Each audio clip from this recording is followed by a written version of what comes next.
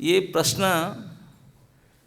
आज के दिन आपके सामने मायापुर में चर्चा हो रही है, ऐसा बात नहीं है। इस विषय पर चर्चा आज से हजारों हजारों साल पहले भी लोगों का बीच में हुआ था, क्योंकि सारे शास्त्र, साधु, संत, पुराण, उपनिषद में यही बताया गया, अगर मनुष्य को अपना कल्याण करना है तो भगवान की भक्ति करना होगा। प्रश्न उठता है, भगवान कौन है भाई? किसको भगवान माने जिसकी भक्ति करेंगे? अगर आपको अभी शादीशुदा के सीजन है, सोने का रिंग खरीदना है, कुछ खरीदना है, और सोने का आइडिया ही नहीं है, केवल इतना मालूम है सोना पीला पीला दिखता है, चमकता है, तो कोई ठग देगा आपको? आराम से ठग सकता है कि नहीं?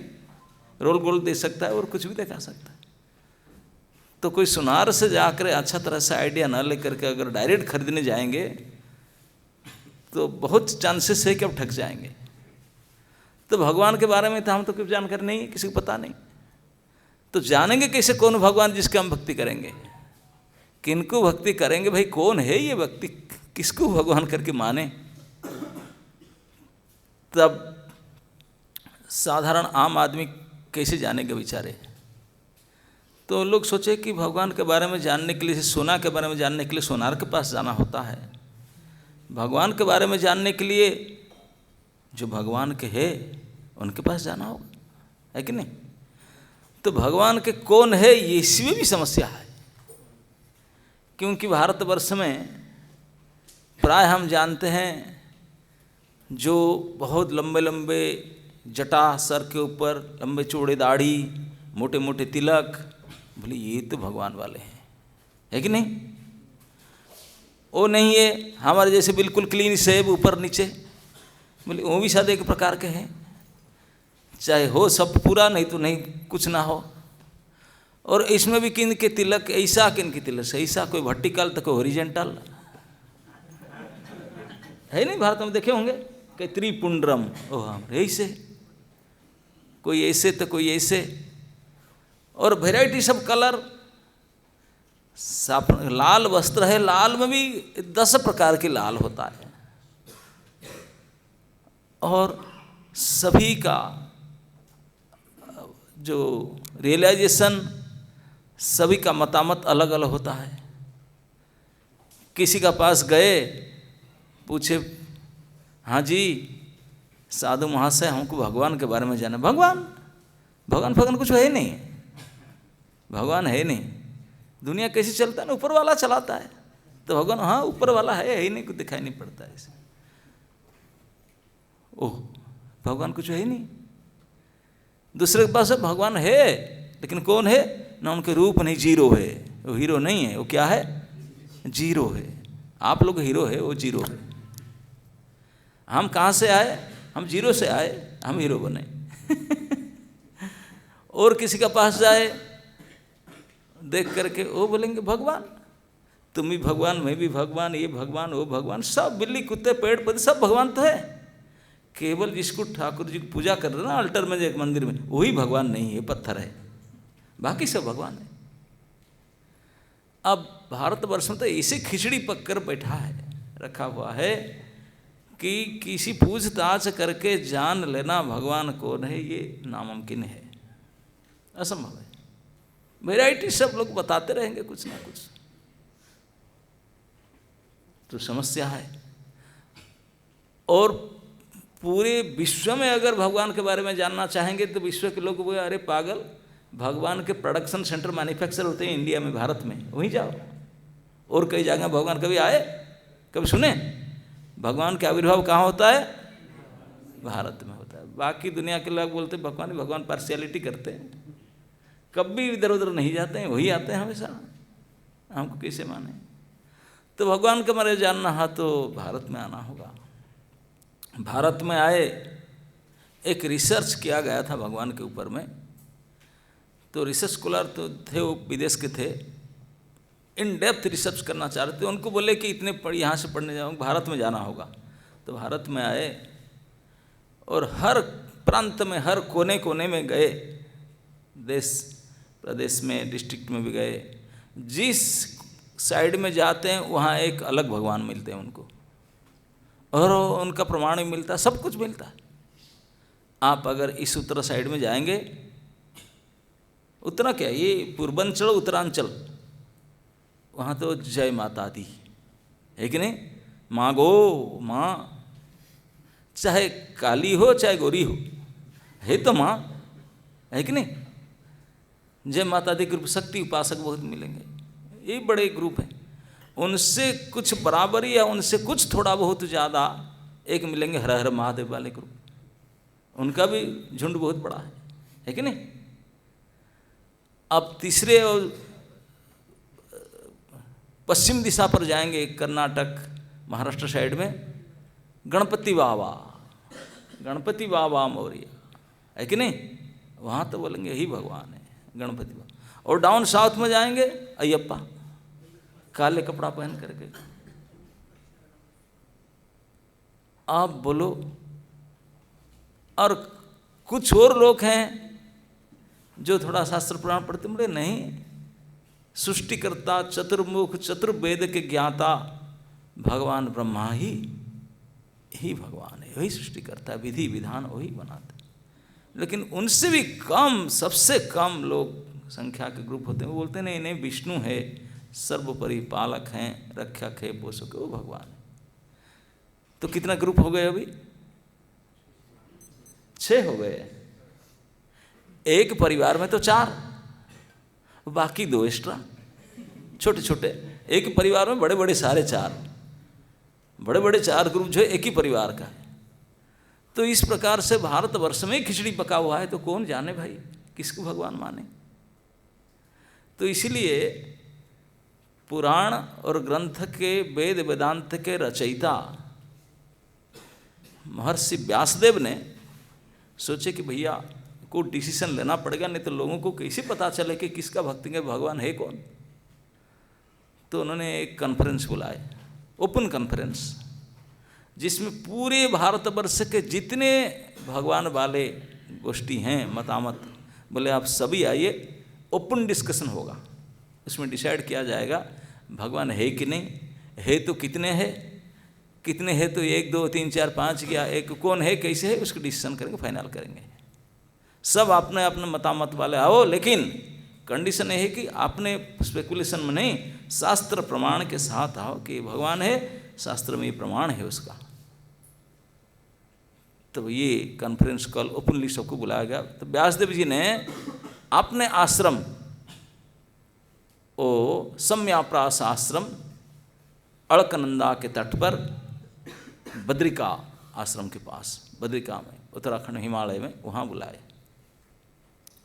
तभी ज़माने में फेयर का ज़रूरत नहीं था कि सब पैदल में चलकर जाना था, गाड़ी फाड़ी था नहीं, no plane no train no car, सब पैदल में अपना अपना जाना था। तो इसलिए कोई बुकिंग था नहीं, कोई व्यवस्था था ही नहीं, भीख मांग कर खाना, पैदल में चल के जाना। तो सब जगह को बुलाए। एजेंडा टॉपिक था कॉन्फ्रेंस का एक ही, दी भगवान, उनके बारे में डिस्कस किया जाएगा। तो पूरे भारतवर्ष के हर प्रांत से ग्रुप निकले, और आपने अपने नाराबाजी निकाल करके, आपने अपने पोथी पुराण प्रमाण ले करके चले। सबसे आगे हर हर महादेव, उनका नारा चल रहा था। बड़े ग्रुप उनका थे, उनके पीछे कुछ कम साइज में नहीं थे, जय माता दी ग्रुप थे। उनके पीछे गणपति बाबा, उनके पीछे अयप्पा बाबा, वो तो 4 आगे आगे। उनके पीछे ब्रह्मा जी के ग्रुप थे, कुछ ब्राह्मण गण, उनके पीछे कुछ वैष्णव गण, विष्णु के बल थे। 6 ग्रुप मुख्य मुख्य चले अपनी पोथी पुराण ले करके। बड़ी संख्या में वो भी बड़े बड़े थे, वो भी थे, अपने हिसाब से जाके पहुँचे। व्यासदेव जी ने बैठाए सबके लीडर को, सब अपने ग्रुप को बैठे, बहुत संख्या में लोग थे। चर्चा जब शुरू हुआ, मंच पर एक से एक ऋषि, महर्षि, ब्राह्मण, पंडित, सब 3 लोक से बुलाए गए थे। देवता भी आए थे, ऋषि महर्षि आए थे, सब लोग से सब बैठे थे, मंचासीन थे। व्यासदेव जी बुला रहे हैं, छोटे मोटे है नहीं, सब बैठे थे। चर्चा शुरू हुआ, लेकिन इतना हो हल्ला झगड़ा, जो भद्रमंडली बैठे थे बोले हम जा रहे हैं सर, एक्सक्यूज मी, हाँ ये बुला रहे, हमको बुलाया, जा क्यों रहे ना, आप झगड़ते रहे, आपको हम टाइम खराब क्यों करें। ना नहीं, कोई बोलने की बात हो तो हम भी सुनेंगे, इसलिए तो आए इतने दूर से। ना सुनेंगे ना, हाँ सुनेंगे ना, पहले आप ही सुन लीजिए ना। क्या ना, आप जो सामने हो हल्ला ज़्यादा करते हैं, आप 4 ग्रुप ना, हम तो है ही है। हम बोले पहले ये बताइए चारों ग्रुप के लीडर कि आपके जो भगवान है ये सारे एक ही परिवार के हैं या नहीं? है तो सही, है तो एक ही परिवार के, माता पिता 2 बेटे। बोले एक ही परिवार में चारों हेड हो जाएंगे, कोई टेल होंगे ही नहीं, चारों व्यक्ति है, चारों हेड। क्या मतामत? सब नीचे हो गए। बोले नहीं, हेड तो एक ही होना चाहिए। बोले एक ही परिवार में हेड एक ही होना चाहिए। बोले कौन होना चाहिए ना? हाँ नॉर्मली तो यही है कि जो पिताजी होते हैं वो होते हैं, उनके पीछे उनके बेटर हाफ माताजी होती है, फिर उनके बेटे होते हैं, तो यही होना चाहिए। बोले आप क्यों झगड़ा करते हैं आपस में? भाई ये कि इसे परिवार है भगवान शंकर के, आइडियल फैमिली, आदर्श परिवार है, जिनमें ये विशेषता है। भगवान शंकर तो इतने महावैरागी है, कुछ नहीं सृष्टिकर्ता होकर के उनका एक स्टूडियो अपार्टमेंट में अपना नहीं है, कहीं फ्लैट तक नहीं है, कोठी तबाती दूर, गृहस्थ हैं, पेड़ के नीचे रहते हैं। सृष्टिकर्ता पेड़ के नीचे रहते हैं, इतने वैरागी, और कपड़ा वपड़ा नहीं, कुछ सिलाई मिलाई नहीं करते हैं, एक व्याघ्र चर्म पहनते हैं। व्याघ्र चर्म समझते हैं ना, वहाँ के शेर के चमड़ा, और उसमें कोई बटन थोड़ी ना लगाए। अबे पहले भाई बेल्ट बांधते हैं, लेकिन ये बेल्ट बाजार का बने जीवित बेल्ट, लिविंग बेल्ट, सांप को बांध दिए, और बाकी शरीर में सांप बिच्छू आदि के अलंकार पहनते हैं। शरीर में गर्मी के कारण पाउडर नहीं लगाते हैं, ताजा डेड बॉडी का जला हुआ ताजा भस्म लगाते हैं। शरीर में नरमुंड माल की माला पहनते हैं रुद्राक्ष के साथ में, और त्रिपुंड धारण करके ऐसे विकट रूप उनका त्रिशूल लेकर के, ये तो उनका यूनिफॉर्म हुआ। और उनका जो गाड़ी है वो हमेशा चलते रहते हैं। उनका गाड़ी जानते हैं कौन है? क्या है? नंदी बैल। नंदी बैल उनका गाड़ी है।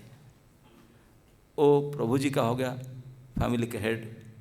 उनके जो बेटर हाफ है, उनके भी बड़े ग्रुप है, माता जी, वो बढ़िया सा अलंकार पहनती है, साड़ी वगैरह पहनती है, बढ़िया सब वस्त्र धारण करके। उनका भी अपना गाड़ी है, वो प्रभु जी का गाड़ी यूज नहीं करती है। उनका गाड़ी कौन है? शेर। अच्छा ये बताओ, एक ही फैमिली तो पार्किंग तो एक ही होगा। एक ही पार्किंग में अगर प्रभु जी के माता जी गाड़ी दोनों को रात को पार्किंग कर दिया जाए, सुबह तक एक मिलेगा ना 2 मिलेगा?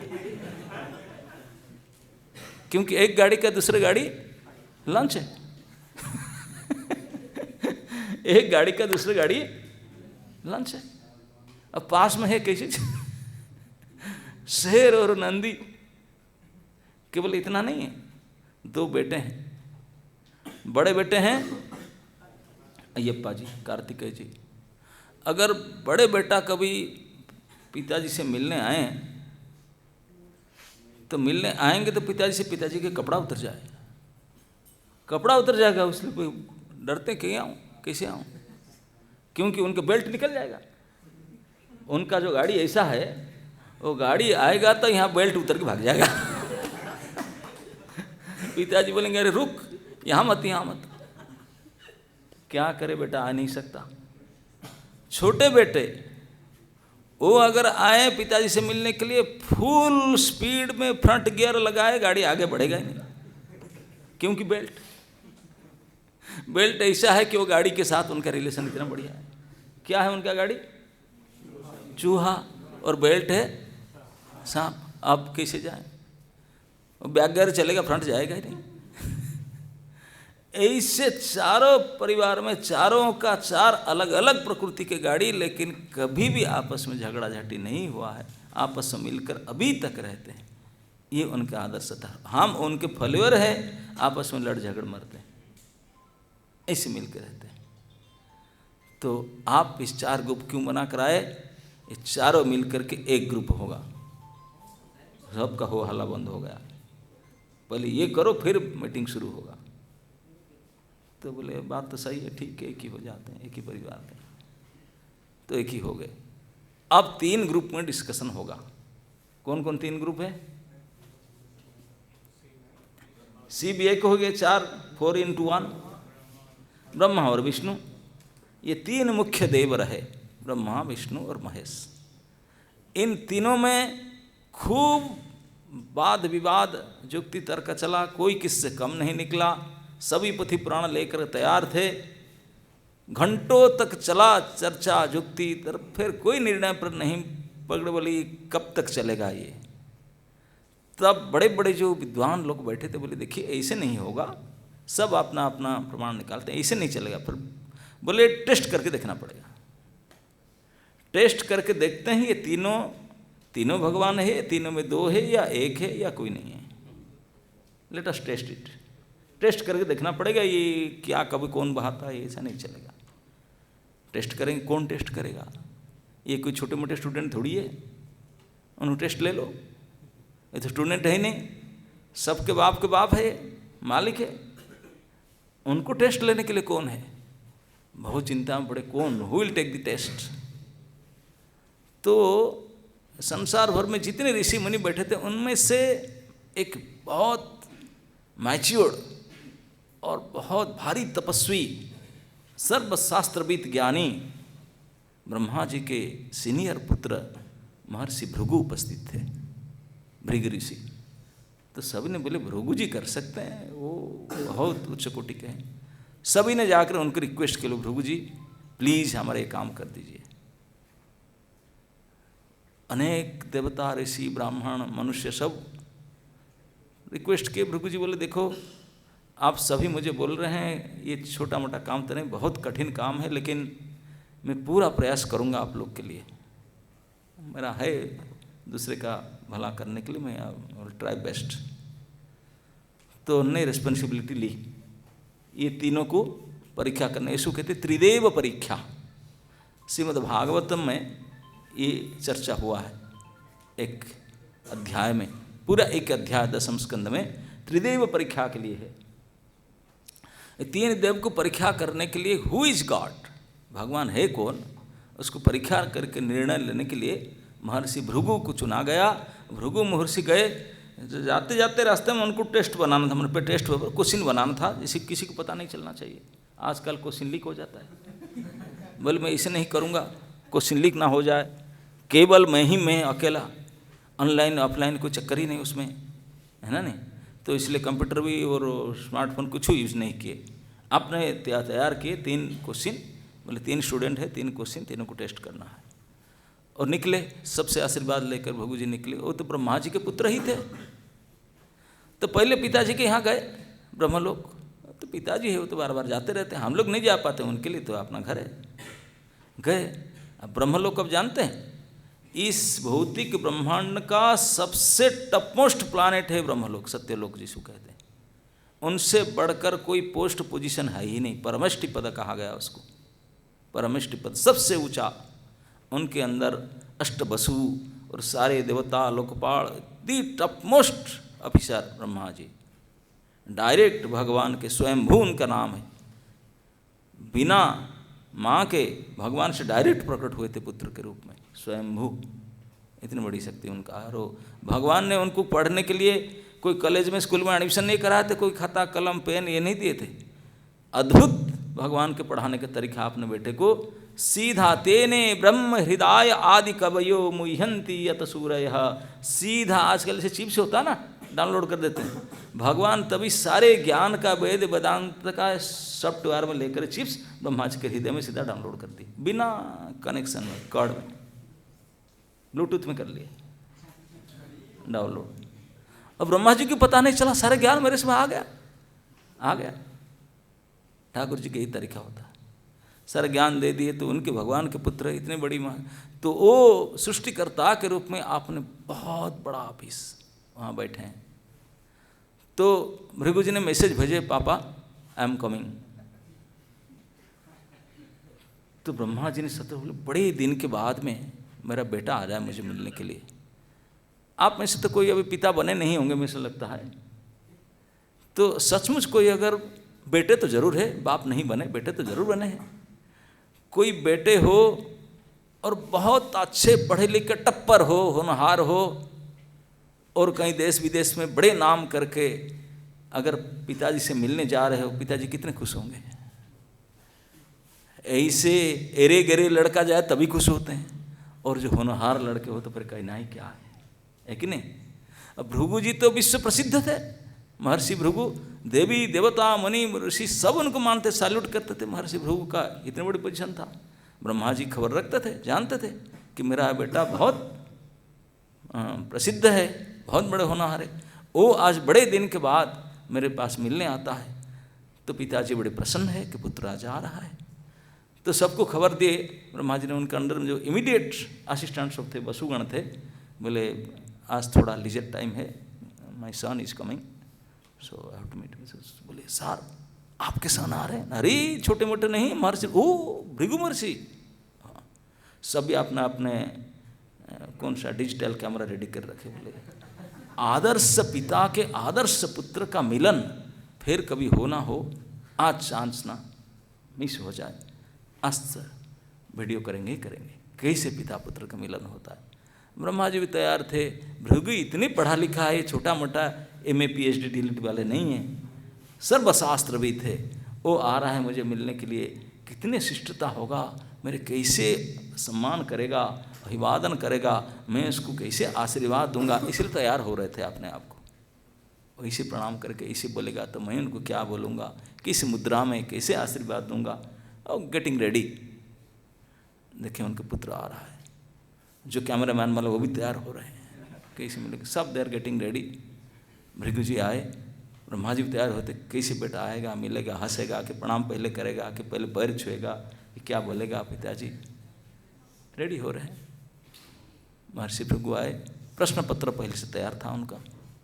जाके पिताजी के उनके ऑफिस रूम, उनका निजी रूम में गए। उनका जो बड़े बड़े असिस्टेंट सब बैठे थे, सब देख रहे थे कैसे अभिवादन करेंगे। ए परमेष्टि पद में the topmost person in the whole universe, उनको कैसे सम्मान करना होता है, उनसे बढ़कर कौन जानता होगा। आए, न हो न चू न राम कृष्ण, हाथ पर कुछ नहीं उठाए, कुछ बोले भी नहीं, सीधा आ करके प्रणाम प्रणाम, कुछ नहीं बोले भी नहीं, ना वाणी में किए, ना शरीर में कुछ किए ही नहीं। ब्रह्मा जी आश्चर्य होकर देख रहे कि भृगु ऐसा कैसे अशिष्ट हो गया, अनसिविलाइज्ड, कोई जेंटलमैनशिप नहीं है उनके, ऐसे कैसे हो गया। सोच रहे थे, इससे में भृगु कुछ बोले नहीं, एक चेयर पड़ा था, खींच लिए, ऐसे पैर के ऊपर डाल के ऐसे बैठ गए, ऐसे करके ऐसे बैठ गए। ब्रह्मा जी तो बाकी जो कैमरामैन बोले क्या फोटो लेंगे, ये तो कुछ गजब चल रहा है। बाप और बेटे को कुछ बैठे होता ही नहीं, इतने दिन से है आराम से उनको हाय हेलो कुछ भी नहीं, प्रणाम नमस्कार कुछ नहीं, हरे कृष्ण भी कुछ नहीं। आश्चर्य देख रहे थे पिताजी। ब्रह्मा जी को गुस्सा चढ़ गया, बोले अकेला में कर दुष्टता करता तो दो थप्पड़ मारता, कुछ बोलता है इसे करते बेटे होकर के, इतना ही नहीं गया, कंड ज्ञान नहीं है पिताजी। और वो अकेले नहीं है, कहीं जेंटलमैन के बीच में ऑफिसर्स बैठे हुए हैं, एक से एक ऑफिसर है, IAS ऑफिसर नहीं है, वो तो ब्रह्मांड के बड़े बड़े ऑफिसर है, वसुगण है। उनके सामने अपने का शिष्टता को मेंटेन करना होता है। तो इतनी अभद्रता ब्रह्मा जी को सहन नहीं हुआ। टेबल के ऊपर पेपर वेट लगा था, गुस्सा में हाथ निकल तोड़ दूंगा मुंह फेंक करके तुझे। बैठ गया अगर पैर में पैर डाल करके। जब भृगु जी ने निकले थे टेस्ट लेने के लिए, एक हाई क्लास के सोनी वीडियोग्राफी कैमरा ले गए थे साथ में, वो ऑन करके रखे थे, वो ऑन था। और पिताजी का सारे फेशियल फीचर क्या क्या सारे रिकॉर्डिंग हो रहा था, वो किसी को पता नहीं था, वो हाईटेक था। अब पिताजी जब गुस्से में बिल्कुल लाल हो चुके थे, रिकॉर्डिंग हो रहा था, तब भृगु जी ने धड़ से उठे, चल दिए। ब्रह्मा जी ने सांस ली, बोले बच गया, नहीं तो अब आज तो जो होता लिमिट तोड़ करे उसका दांत तोड़ देता उसका। इतनी अभद्रता, ऐसे कटसी नहीं उसको। तो भृगु जी का पहला टेस्ट पूरा हो गया। उनका पहला टेस्ट का प्रश्न पत्र था सिंगल पेज में, केवल मानसिक पत्र था। कैसा था? Question in mind. ऐसे कोई लिखा पढ़ी है नहीं, कोई बोली चाली नहीं है। ऐसे टेस्ट कभी दिए? आप कभी ऐसे टेस्ट फेस नहीं किए? कुछ बोलना नहीं, लिखना नहीं, कुछ नहीं करना, मन से मन परीक्षा होगा। वो मन में कुछ करेंगे, आप मन में क्या होंगे वो सिर्फ परीक्षा फेल या पेश होगा, है ना। उनका क्वेश्चन था मन में क्या, मैं मन में उनको अपमानित करूंगा, कुछ बोलूंगा नहीं, मेरे पिता होकर भी, इतने बड़े पूज्य होकर मैं उनको सम्मान नहीं करूंगा, बोलूंगा भी नहीं, ऐसे अभद्र व्यवहार करके बैठूंगा, फिर देखता हूँ उसका टेस्ट कैसे। तो ये था पहला टेस्ट, मानसिक test, mind, question in mind. और मन से अव्यवहार किए, गलत व्यवहार किए पूज्य व्यक्ति के पिताजी के साथ, और पिताजी का जो क्रोध के पंचम स्थान जो लाल पड़ गए, जो क्रोध का बिल्कुल रूप दिखे, तो बोले हो गया टेस्ट, रेड साइन आ गया, रेड टिक आ गया, ब्लू टिक नहीं है। तो निकल गए, तो वीडियो रिकॉर्डिंग कर लिए थे पिताजी, वहीं चल के बोले हो गया टेस्ट। तो सेकंड कैंडिडेट के पास जाना था। सेकंड कैंडिडेट पर जाना था, बोले क्वेश्चन लिख नहीं करेगा, सेम क्वेश्चन नहीं करेंगे। क्वेश्चन वन स्टेप हेड गए, बोले तब क्वेश्चन तो इन माइंड था, अभी question by words, by words बोली भर वाली क्वेश्चन होगा। तो गए, सेकंड कैंडिडेट कौन थे? महादेव, वो उनका भाई लगेंगे, वही ब्रह्मपुत्र है। तो भाई के यहाँ चले, पहले पापा के यहाँ गए थे, भाई के यहाँ गए, भाई के वहाँ गए, पहले मैसेज भेजे, भैया मैं आ रहा हूँ। अरे जब टेक्स्ट मैसेज आया व्हाट्सएप में, शंकर जी ने देखे पार्वती पास में बैठे थे, बोलने लगे भृगु महिमा से पार्वती को, बोले देवी भृगु है, मेरा सहोदर है, मेरे भाई है, इतने बड़े हैं, दुनिया में इतने नाम है, सर्वविद है, सर्वज्ञानी है, तपी है, ये है, वैसे बढ़िया ब्राह्मण, सब बताते रहे। और वो आज मुझे मिलने आ रहा है, मैं बड़े प्रसन्न हूँ, आज मेरा भाई से मैं मिलूँगा, गले से गले मिलूँगा, किस कारण से आ रहा है, अवश्य मैं उसको मदद करूँगा, कितने मेरा मन प्रसन्न हो रहा है। ऐसे करते करते दिखाई पड़ा दूर से भृगु आ रहे, बोले देवी मेरे भैया आ रहा है। तो देवी पार्वती बोले प्रभु आप केवल ऐसे खुशी हो रहे हैं उनके बारे में बोल कर, या आते तक स्वागत भी करेंगे? अरे स्वागत अवश्य करना चाहिए, ऐसे थोड़ी ना रह जाऊँगा, चलो आरती प्लेट रेडी करो, आरती माला शंख माला सब रेडी करो, स्वागत करेंगे। तो स्वागत पुष्प, स्वागत माला, दीप आदि लेकर के वंदना द्रव्य को शिव और पार्वती दोनों आगे चलने लगे। एक एक स्टेप आगे बढ़ते थे, उनका उत्कंठा बढ़ता था, भैया से मिलने के लिए आनंद से उछल रहे थे, गले मिलूंगा, भैया इतने दिन के बाद आ रहे हैं, किस कारण से आए, क्या काम है, बड़े आनंद के मारे आनंद बढ़ता जा रहा था, आगे स्टेप बढ़ते जा रहे थे। इधर से भृगु आ रहे थे, इधर से शंकर जी आ रहे थे, दोनों की ओर बहुत जल्दी से सामना सामनी होने वाला थे। जब निकट आ गए, महादेव जी को रहा नहीं गया, बोले भैया भृगु आओ, पहले तो हाथ जोड़ते, आओ गले मिले, हृदय से मिले, गले मिले, बिल्कुल दोनों हाथ भुजा फैला दिए, बड़े आनंद से प्रेम से भुजा मिलने के लिए, जैसे पास में गले में लेने के लिए भुजा फैलाए, तुरंत भृगु नाक उठा करके ऐसे मुंह विकृत कर, हट यहाँ से, नहाया आज तूने, आ गया मुझे छूने के लिए, कहाँ हड्डी कंकाल नरमुंड मार डाला है, सांप बिच्छू है, श्मशान के ये राख डाल कर, ची हट यहाँ से, तू आ गया मुझे आलिंगन कराया, ऐसा पवित्र है। बाप रे बाप, कितने मन में सोचकर रखे थे गले मिलूंगा, कैसे करूंगा, सब पानी पानी हो गया। अब शिव जी तो एचओडी है, जानते ना, अहंकार के जो डिपार्टमेंट है उसका एचओडी है, हेड ऑफ द डिपार्टमेंट है। गुस्सा तो ऐसे ही, गुस्सा का ही तो डिपार्टमेंट उनका है, अहंकार है।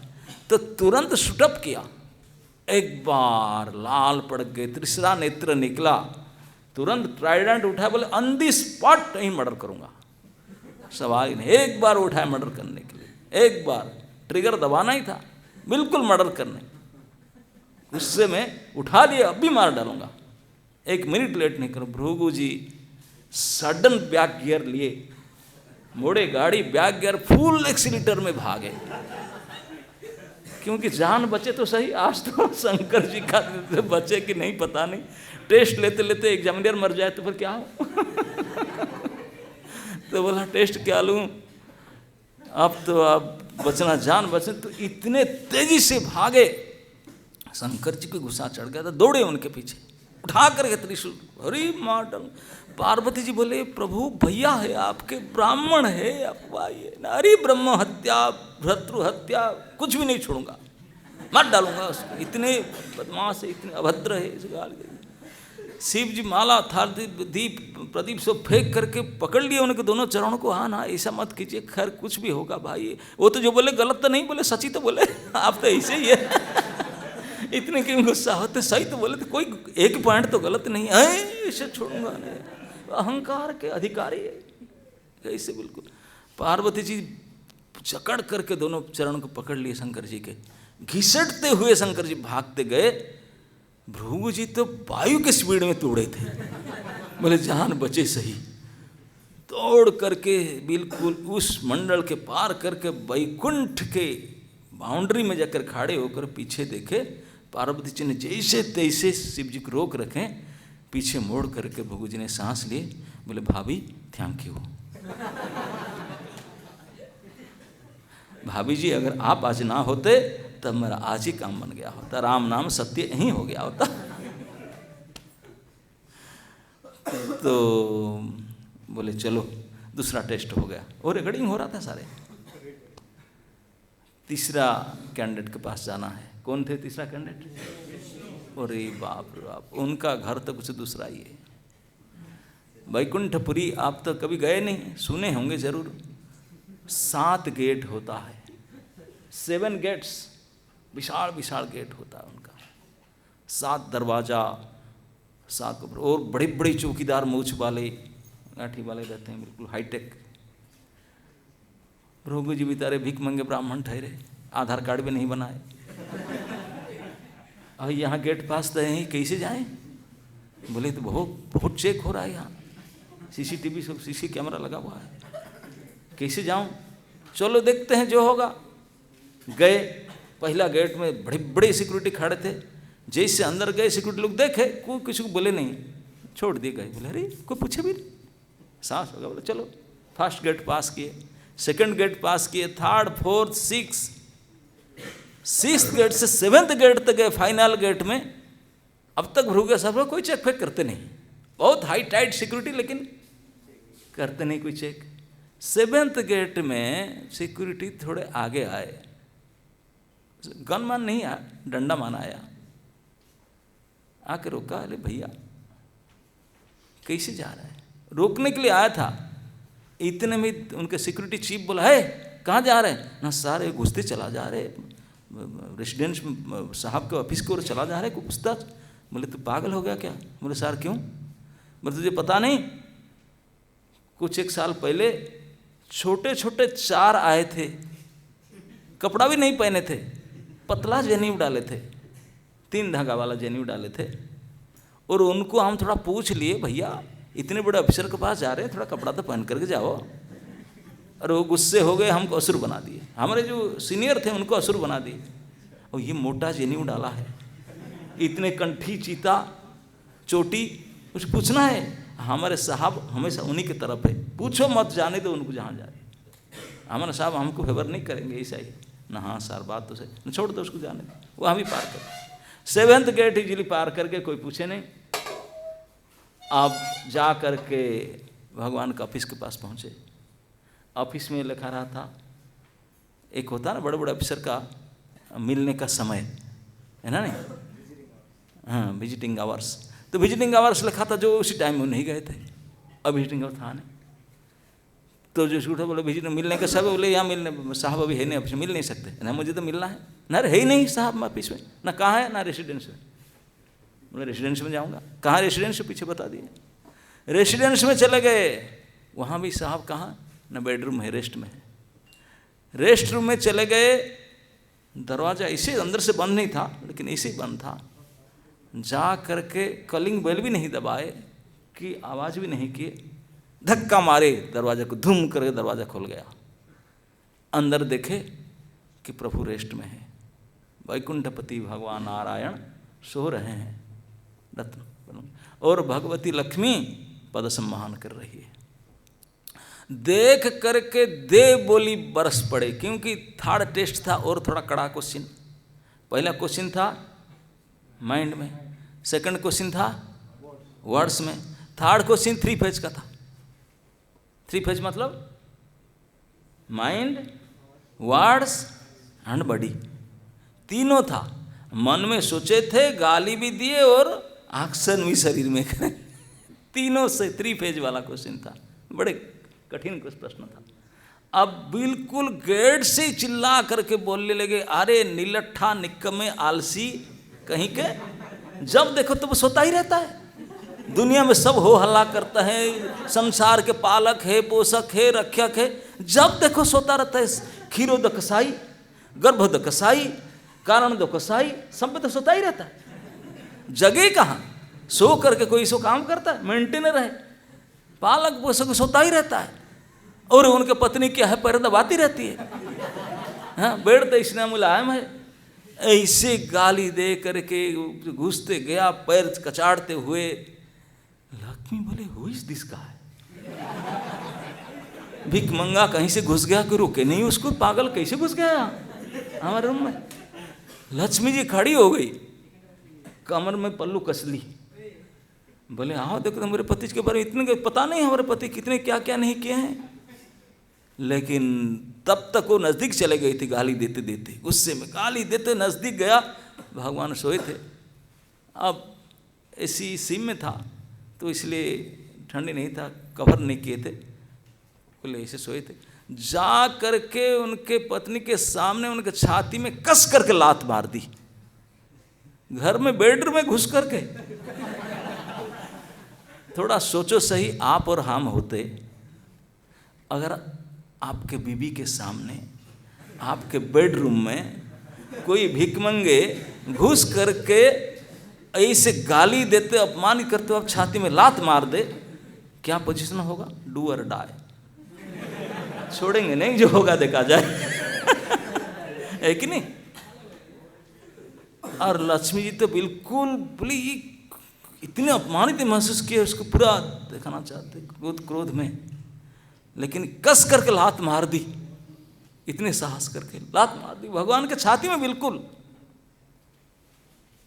लक्ष्मी जी एक्शन पर आ चुकी थी, लेकिन प्रभु उठ गए। लक्ष्मी जी रुक गए, बोले अब तो प्रभु जी उठे तो अब मजा से खाएंगे, ऐसे थोड़ी कितने बड़े बड़े राक्षस को ऐसे ही, मतलब तू कहीं भिकमंगा कहीं से घुस गया पागल, अब दिखाते थे। लेकिन बात कुछ उल्टा ही हुआ। भगवान धड़ करके उठे अपने बेड से, जा करके भृगु जी के चरण में घुटने पर बैठ गए, नेल डाउन हो गए, उनके चरण को पकड़ करके बोले, हे भृगु ब्राह्मण, हे ब्राह्मण श्रेष्ठ, आपने जो जो कहे बिल्कुल सत्य है। मैं हमेशा सोता रहता हूँ, मैं निकम्मा हूँ, मैं निलटा हूँ, मैं आलसी हूँ, दुनिया के लोग झूठ मूठ में मुझे ऐसे बोलते रहते हैं, आप तो खुद देख लिए, अब रिकॉर्डिंग भी कर रहे, मैं देख रहा हूँ। मैं बिल्कुल सच में हूँ, सोता ही रहता हूँ।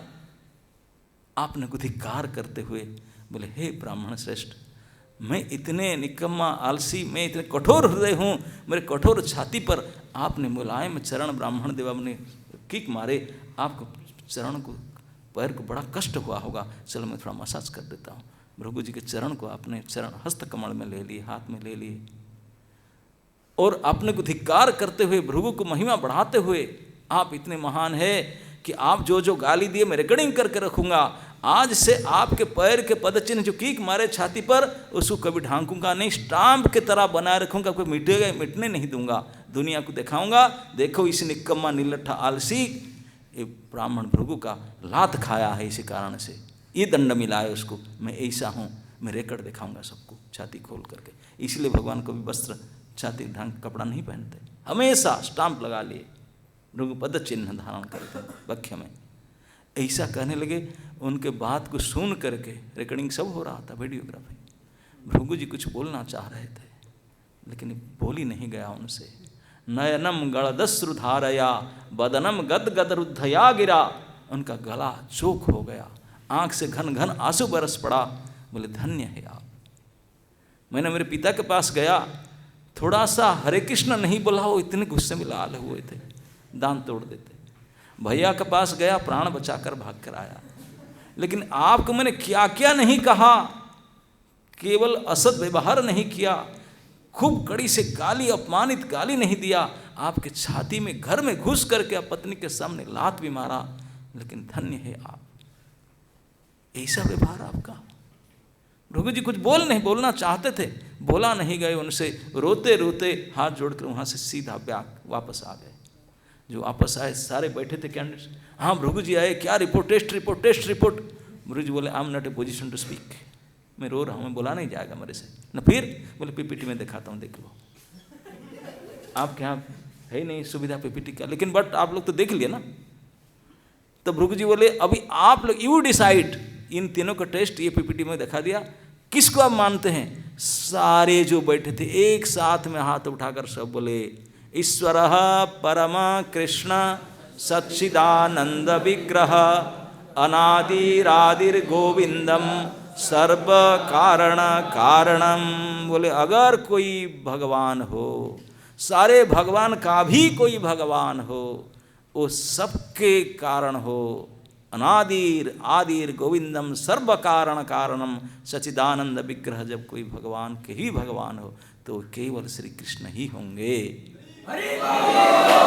सभी ने एक साथ में इसको स्वीकार किए, दिस इज टेस्टेड ओके।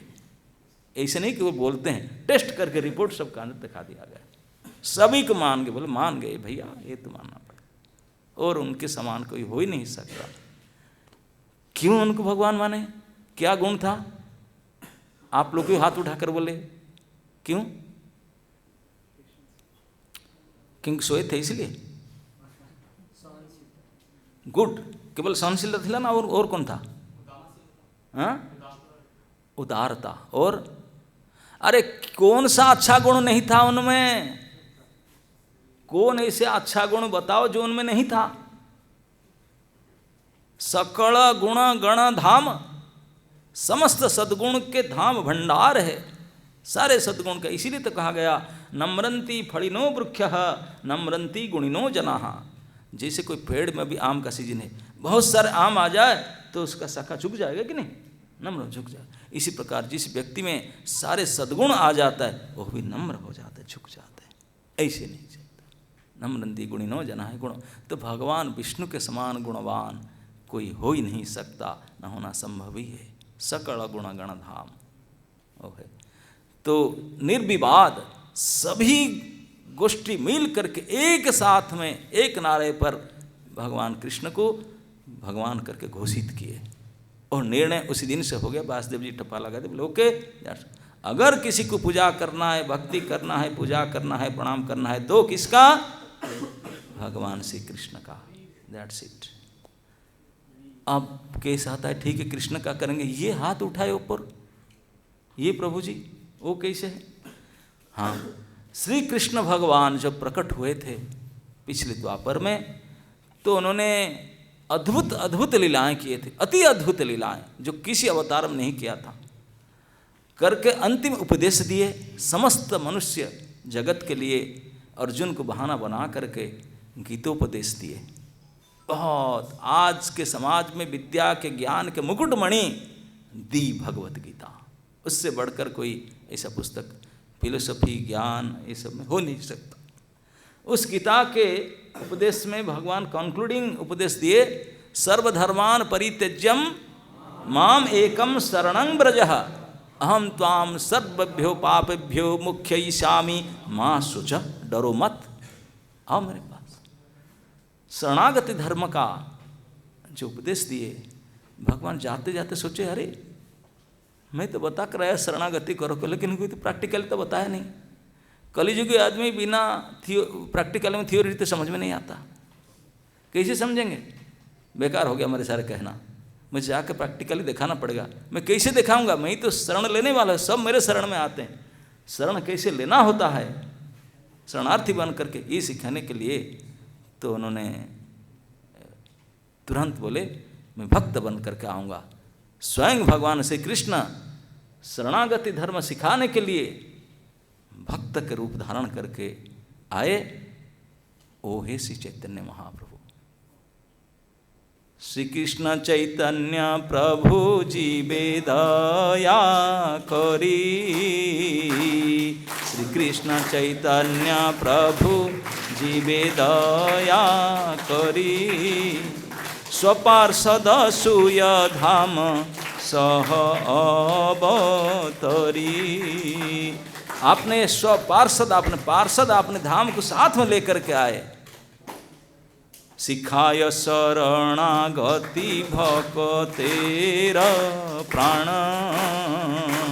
अत्यंत दुर्लभ प्रेम करिबारे दान। प्रेम दान करने के लिए, प्रेम के पात्रता शरणागति को सिखाने के लिए स्वयं भगवान कृष्ण भक्त रूप धारण करके आए, ताकि practically he can teach practically by his practice। आपने आचरी धर्म परे सिखाए, स्वयं आचरण करके सिखा देंगे कि हाउ टू सरेंडर, कैसे शरण लेना होता है, शरण ग्रहण करना होता है। ये सिखाने के लिए वही भगवान कृष्ण श्री गौरांग महाप्रभु के रूप में प्रकट हुए। ओके, निताई गौर हरि प्रेमानंदे, हरि हरि हरि हरि हरि हरि बोल।